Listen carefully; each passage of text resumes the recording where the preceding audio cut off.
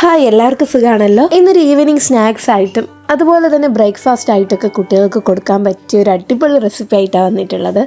ഉണ്ടാക്കാനെങ്കിൽ ഒരുപാട് ഈസിയാണ് കേട്ടോ.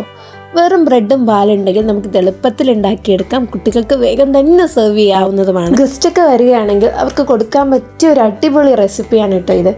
അപ്പോൾ എങ്ങനെയാണ് നമുക്കിത് ചെയ്യുന്നത് നോക്കാം. അതിന് മുമ്പ് എൻ്റെ ചാനൽ ഇതുവരെ സബ്സ്ക്രൈബ് ചെയ്യാത്തവർ പ്ലീസ് ഒന്ന് സബ്സ്ക്രൈബ് ചെയ്തേക്കണേ. തൊട്ടടുത്ത് കാണുന്ന ബെല്ലൈക്കൻ അമർത്തി ഓൾ കൊടുക്കാൻ മറക്കരുത്. ഞാനിടുന്ന വീഡിയോസൊക്കെ നിങ്ങൾക്ക് നോട്ടിഫിക്കേഷനായി വരുന്നതായിരിക്കും. എന്ന വീഡിയോയിലോട്ട് പോയാലോ. ആദ്യമായി ഞാനിവിടെ 5ഓളം ബ്രെഡ് എടുക്കുന്നുണ്ട്.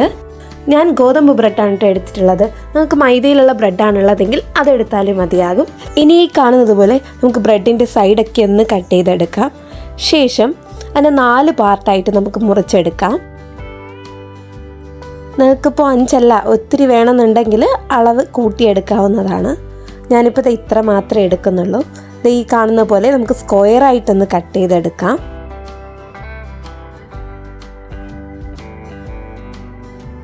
ബ്രെഡൊക്കെ നന്നായിട്ട് സ്ക്വയറായിട്ട് കട്ട് ചെയ്തെടുത്തിട്ടുണ്ട്. ഇനി സ്റ്റൗവിലേക്ക് ഒരു നോൺ സ്റ്റിക്കിൻ്റെ പാൻ വയ്ക്കുന്നുണ്ട് ഞാൻ. ഒന്ന് ചൂടായി വന്ന ശേഷം അതിലേക്ക് 2 ടേബിൾ സ്പൂണോളം നെയ്യ് ഒഴിച്ച് ചേർത്ത് കൊടുക്കുന്നുണ്ട്. നെയ്യ് ഒന്ന് ചേർത്ത ശേഷം നമുക്കൊന്ന് സ്പ്രെഡ് ചെയ്ത് കൊടുക്കാം. എല്ലായിടത്തും ഒന്ന് നെയ്യ് പറ്റുന്ന രീതിയിൽ സ്പ്രെഡ് ചെയ്ത് കൊടുക്കാം.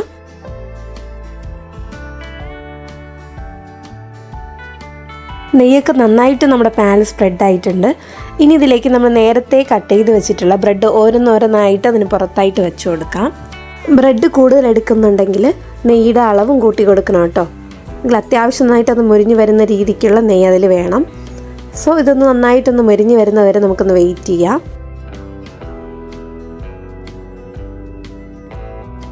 ബ്രെഡിൻ്റെ മറുവശം ഫ്രൈ ആയി വരുന്നതായിട്ട് കാണാം. നമുക്കിനി ഓരോന്നായിട്ട് ഇതിനെ മറിച്ചിട്ട് കൊടുക്കാം. എല്ലാ ഭാഗവും ഒന്ന് മറിച്ചിട്ട് കൊടുത്ത് മറുഭാഗം നമുക്ക് ഫ്രൈ ചെയ്തെടുക്കാം.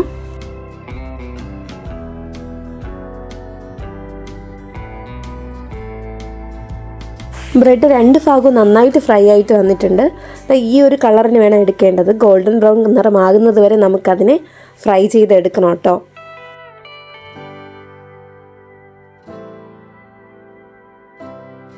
ഫ്രൈ ചെയ്ത ബ്രെഡിനെ നമുക്കൊരു ബൗളിലോട്ട് മാറ്റാം.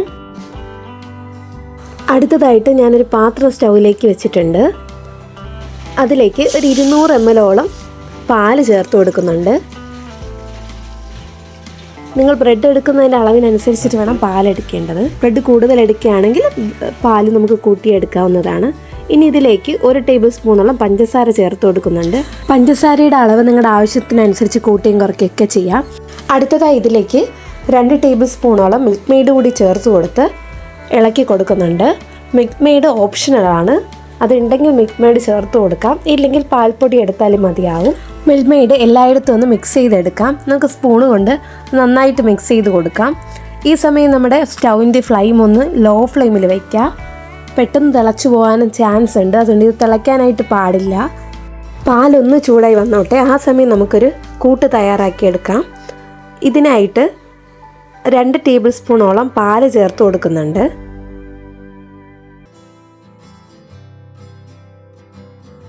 ഇനി ഈ പാലിലേക്കായി 2 ടേബിൾ സ്പൂൺ കസ്റ്റർഡ് പൗഡർ ചേർത്ത് കൊടുക്കുന്നുണ്ട്.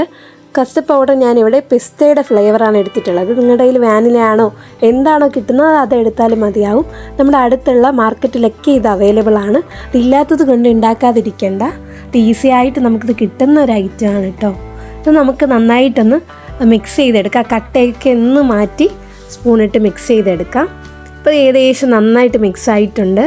നമുക്കിതിനെ ഒരു സൈഡിലോട്ട് മാറ്റി വയ്ക്കാം. പാല് നന്നായിട്ട് ചൂടായിട്ട് വന്നിട്ടുണ്ട്.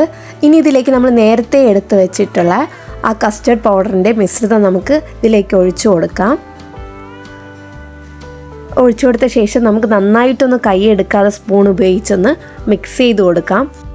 ഈ സമയം നമ്മുടെ സ്റ്റൗവിൻ്റെ ഫ്ലെയിം ഒന്ന് ലോ ഫ്ലെയിമിലാക്കി വെക്കണം കേട്ടോ. ഒരിക്കലും അത് മീഡിയം ടു ഹൈയിലോട്ടാക്കരുത്. പെട്ടെന്ന് കട്ടയായി പോവും. ആ ഒരു കൺസിസ്റ്റൻസി മാറിപ്പോകാനുള്ള ചാൻസ് കൂടുതലാണ്. അതുകൊണ്ട് സ്പൂൺ കൊണ്ട് നന്നായിട്ടൊന്ന് മിക്സ് ചെയ്ത് കൊടുക്കുക.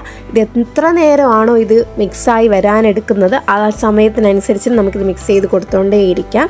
ആ സമയത്ത് ഇതൊരല്പമായിട്ട് കട്ടിയായി കുറുകി വരാനായിട്ട് തുടങ്ങും. നന്നായിട്ട് തന്നെ ഇത് കുറുകി വന്നിട്ടുണ്ട്. അപ്പോൾ നിങ്ങൾക്ക് തന്നെ കണ്ടാൽ മനസ്സിലാകും. നല്ലപോലെ അത് കുറുകിയിട്ടുണ്ട്. സ്റ്റൗവിൻ്റെ ഫ്ലെയിം ഒന്ന് ഓഫ് ചെയ്ത് കൊടുക്കാം. നമ്മുടെ ബ്രെഡിലേക്ക് ആ ഒരു കസ്റ്റേർഡിൻ്റെ ക്രീമി ആയിട്ടുള്ള ആ മിശ്രിതം നമുക്ക് ഒഴിച്ചു കൊടുക്കാം. കണ്ടാലറിയാം എന്തോരം കൺസിസ്റ്റൻസിയിലാണ് ഇതിരിപ്പുള്ളത്. ഇനി ഇത് നമുക്ക് ജസ്റ്റ് ഒന്ന് ഇളക്കി കൊടുക്കാം കേട്ടോ. ആ ബ്രെഡൊക്കെ ഒന്ന് ജസ്റ്റ് ഒന്ന് ഇളക്കി കൊടുക്കാം. പെട്ടെന്ന് അതൊന്ന് അലിഞ്ഞു പോകാനുള്ള ചാൻസ് ഉണ്ട്. സോ ഒന്ന് ജസ്റ്റ് ഇളക്കി കൊടുക്കാം. ഇനി ഈ മിക്സിൻ്റെ പുറത്തായിട്ട് ഞാൻ നേരത്തെ കുറച്ച് ബ്രെഡ് പീസസ് മാറ്റി വെച്ചിട്ടുണ്ടായിരുന്നു, അതൊന്ന് വെച്ച് കൊടുക്കാം. ഒന്ന് അറേഞ്ച് ചെയ്ത് കൊടുത്ത ശേഷം ഇതിന് പുറത്തായിട്ട് കുറച്ച് നട്ട്സ് ചോപ്പ് ചെയ്തെടുത്തിട്ടുണ്ട്. നട്ട്സും കിസ്മിസും ചോപ്പ് ചെയ്തെടുത്തിട്ടുണ്ട്. അതൊന്ന് ഇട്ട് കൊടുത്ത് ഗാർണിഷ് ചെയ്യുക. അടിപൊളിയായിട്ടുള്ള നമ്മുടെ റെസിപ്പി ഇപ്പോൾ റെഡി ആയിട്ടുണ്ട്. കണ്ടാലറിയാം എന്തോരം ടേസ്റ്റി ആൻഡ് കൺസിസ്റ്റൻസിയാണ്. ബ്രെഡ് ഉണ്ടെങ്കിൽ നിങ്ങൾക്ക് ഈസി ആയിട്ട് ഉണ്ടാക്കിയെടുക്കാം. മക്കൾക്കൊക്കെ ഒത്തിരി ഇഷ്ടപ്പെടും. സ്കൂളിലോട്ടൊക്കെ വരുമ്പോൾ അവർക്കിത് കൊടുക്കാനും അവർ കഴിക്കുകയും ചെയ്യും. ഇപ്പോൾ കഴിക്കാനൊക്കെ മടിയുള്ള കുട്ടികൾക്കാണെങ്കിൽ ഇത് കൊടുത്തു നോക്കും. അവരത് വീണ്ടും വീണ്ടും ചോദിച്ച് വാങ്ങിച്ച് കഴിക്കും. ഇതുപോലുള്ള ഈസി റെസിപ്പികൾക്ക് വേണ്ടിയിട്ട് എൻ്റെ ചാനൽ ഒന്ന് സബ്സ്ക്രൈബ് ചെയ്യൂ. വീഡിയോ ഇഷ്ടപ്പെട്ടാൽ ലൈക്ക് ചെയ്യാനും ഷെയർ ചെയ്യാനും കമൻറ്റ് ചെയ്യാനും മറക്കരുത്. പുതിയൊരു വീഡിയോയുമായി കാണാം. എല്ലാവർക്കും താങ്ക് യു.